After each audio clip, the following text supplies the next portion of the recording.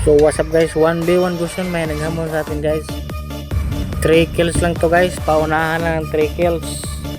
So yun guys no, nagtatago siya sa bus guys. Munti ka na ako namatay guys, buti mabilis yung kamay ko guys. Siya pa yung namatay. Kung sinong gusto makipag 1v1 guys, comment lang kayo sa comment section guys. So guys, pangalawang sagupaan namin guys. Sa bayan kami dyan guys, bumalik siya. Kita na ko niya, natamaan yung minions niya kaya siya pa yung namatay. Yun o, bang. So 2-0 na guys.